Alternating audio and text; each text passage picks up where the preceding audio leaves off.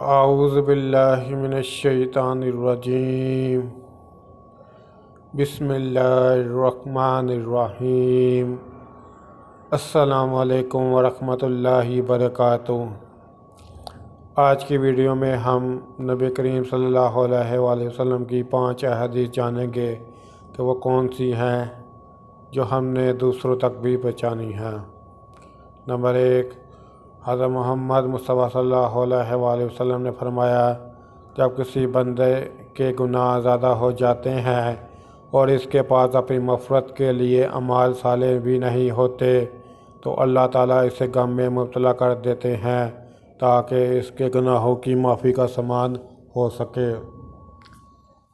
Number 2، ترجمہ ہے۔ ام المومنین ابو حفص عمر بن خطاب رضی اللہ عنہ سے روایت ہے، وہ فرماتے ہیں کہ میں نے رسول اللہ صلی اللہ علیہ وآلہ وسلم کو فرماتے سنا ہے کہ تمام اعمال کا دار و مدار نیتوں پر ہے اور ہر شخص کو اس کی نیت کے مطابق ہی بدلہ ملے گا۔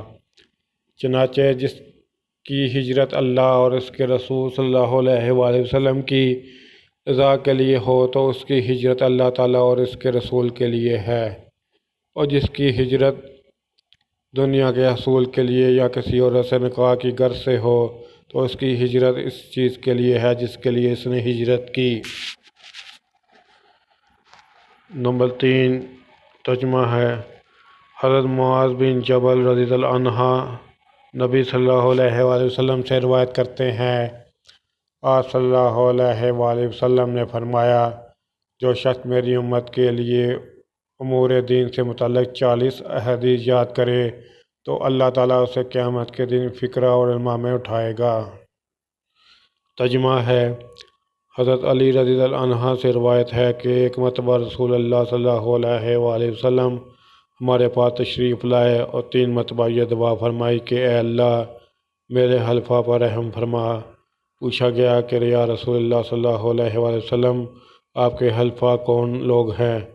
آپ صلی اللہ علیہ وآلہ وسلم نے فرمایا، میرے حلفاء وہ لوگ ہیں جو میرے بعد آئیں گے، میری حدیثوں اور میری سنتوں کو روایت کریں گے اور لوگوں کو سکھائیں گے۔ نمبر 4، نبی کریم صلی اللہ علیہ وآلہ وسلم نے فرمایا، کیا میں تمہیں جہنمی لوگوں کے بارے میں نہ بتاؤں؟ ہر سخت مزاج، بد اخلاق اور تکبر کرنے والا جہنمی ہے۔ نمبر 5، فرمان مصطفیٰ صلی اللہ علیہ وآلہ وسلم، جب ایک مومن بیمار ہوتا ہے تو اللہ پاک اسے گناہوں سے اس طرح پاک فرما دیتا ہے جس طرح بٹی لوہے کا زنگ دور کر دیتی ہے۔ ان 5 حدیث کو دوسروں تک بھی پہنچائے، دین کی بات پھیلانا صدقہ جاریہ ہے۔ میرے یوٹیوب چینل جاسم نوکیا کو سبسکرائب کریں، اپنے دوستوں سے سبسکرائب کرائیں تاکہ میری حوصلہ افزائی ہو سکے اور میں زیادہ سے زیادہ ویڈیو اپلوڈ کر سکوں۔ اس کے علاوہ ویڈیو کے ڈسکرپشن میں درود پاک صلی اللہ علیہ وآلہ وسلم لکھا ہے، کم از کم ایک دفعہ ضرور پڑھ لیں۔ السلام علیکم ورحمۃ اللہ وبرکاتہ۔